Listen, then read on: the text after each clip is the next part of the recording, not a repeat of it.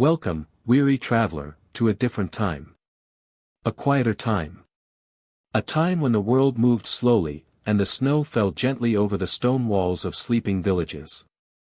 Tonight, let us take a long, winding journey into the simple, uneventful reality of winter in medieval times. Let us begin, not with kings or battles, but with the soft arrival of frost. As October wanes and the harvest concludes, the medieval world begins to quiet. The fields lie still, stripped of grain and vegetable, now resting beneath a pale sun that offers less warmth by the day.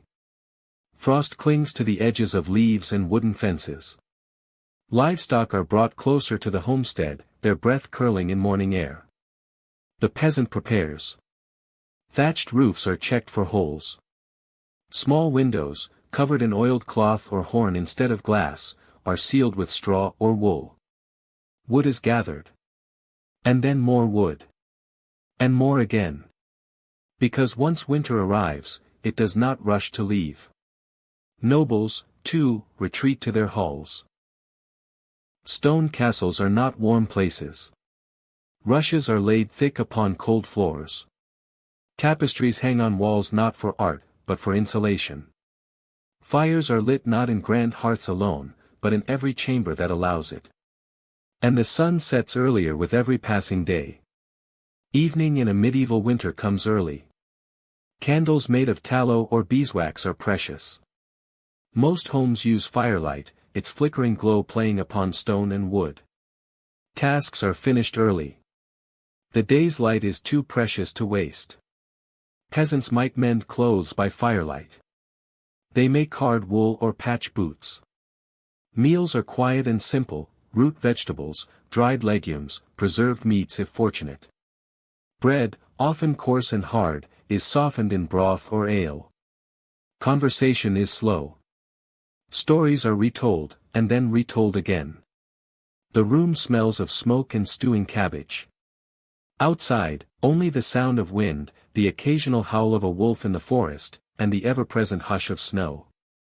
Time feels still. Even within a castle or hall, cold persists. Stone absorbs chill. Fires are warm only close by. Clothes are layered, wool over linen, fur over wool. Bedclothes are shared when possible. Dogs sleep with their masters. Children nest together like kittens. At night, the hearth glows low. Embers are banked to survive until morning. A chamber pot might freeze in the corner. Morning means the struggle to rise from the warmth of blankets to the icy air of dawn. Yet the people endure. They do not expect warmth. They accept the season as part of life, part of the turning wheel of time. Winter meals depend on preparation. In autumn, vegetables are dried, salted, or buried in root cellars. Meat, where available, is smoked, salted, or cured. Fish, too, especially herring and cod, form staples, preserved for long storage. Grain is milled before the rivers freeze. Ale is brewed. Cheese is aged. Nothing is wasted. Nothing is taken for granted. For the poor, food is often monotonous. Pottage, a thick soup of whatever is available, is eaten day after day. For the rich, variety is greater but still limited by season. Spices, if one could afford them, make the difference. Travel slows. Roads, never excellent, become impassable. Snow blocks paths. River crossings become dangerous.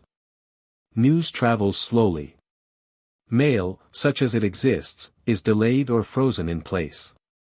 Villages grow inward. The world shrinks to what is near. The smith, the miller, the priest. The nearby woods. The flickering candlelight of home. People wait. And they endure. Clothing in winter is not fashion but function. Wool is essential. Cloaks, hoods, mittens, and hose are layered. Fur-lined garments are valuable. Boots are stuffed with straw or wool. Children wear hand-me-downs patched many times. Nobles wear fine furs, sable, ermine, and fox. But all feel the cold. Laundry is rare. Water is too cold. Clothes are aired, beaten, and brushed. The smell of smoke clings to everything. Christmas comes as a relief, a brightness in the gloom. The 12 days bring feasts where possible. Evergreen boughs are brought indoors. The Yule log is burned. Mummers perform. Ale flows. Candlemas in February marks the midpoint to spring. It is still cold. But hope begins to stir. Lent will soon arrive, a time of fasting. It brings its own solemnity. But for now, in the heart of winter, the people find warmth in ritual. Fire is life. Wood must be gathered before snow. Oak is prized, it burns slow and hot. Pine is avoided, it spits and burns too fast. In poor areas, dung is used for fuel. It is dried in autumn and stored. It does not burn well, but it burns. Fireplaces are crude. Smoke may fill the room. Chimneys are rare in cottages. A central fire pit is common. Ashes are saved. They help with cleaning and even soap making. Livestock are brought in. Cows, sheep, and pigs stay in barns or lean-tos.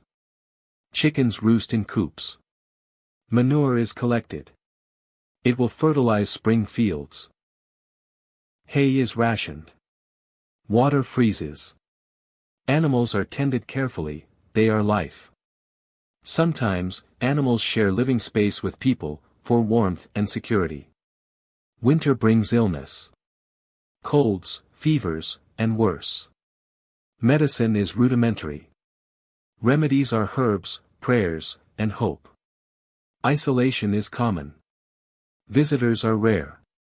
Plague, in bad years, spreads more slowly, but still it comes. People wait. And sleep. And wake to darkness again. In cloisters, the season is met with prayer. Monks rise before dawn, chant in cold chapels, and labor by lamplight. They copy manuscripts. Brew ale. Tend gardens under snow. Their world is quiet, regimented, and cold. They wear coarse robes and sandals, though extra cloaks are allowed in deepest cold. The monastery is orderly, and silence is observed during many hours of the day. Winter is a time of reflection, not rush. By February, days lengthen. A thaw begins, slow and unsure. Snow melts. Mud returns. Seed grain is measured. Plows are checked. Lambs are born. People talk of planting. They speak of the first greens, nettles, leeks, and herbs. But winter is not done yet. Hope begins, not in warmth, but in the sound of dripping water. March is cruel. Ice clings. Storms surprise. Wood stores dwindle. Food grows thin. Hope must sustain the belly. Yet signs appear, birds return, snowdrops bloom, and the smell of thawed earth rises. A wheelbarrow squeaks down a muddy path. A farmer stands in a cold field, staring at furrows yet to be made. Spring whispers. At last, the wheel turns. Snow becomes water. Fields soften. The plow bites soil. People leave homes. Paths are cleared. Sheep are shorn. Children laugh outdoors again. Smoke rises thinner from chimneys.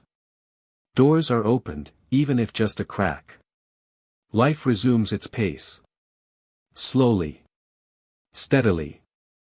The memory of winter remains. But it fades. Until the frost comes again. What did winter mean to the medieval soul? It meant survival. Endurance. Quiet. A time to think, to mend, to listen. It was the season of long nights and short hopes. Yet it was also the womb of spring. Villagers told stories of past winters, of the year the river froze solid, or when wolves were seen by the chapel. Each winter written into the memory of the land. And now, as we drift towards sleep, let us remember the stillness. The muffled world of snow. The warm body beside the hearth. The simple miracle of another morning. Sleep now, dear listener. Let winter's stillness hold you. Let the slow breath of medieval snow lull you into rest. Good night.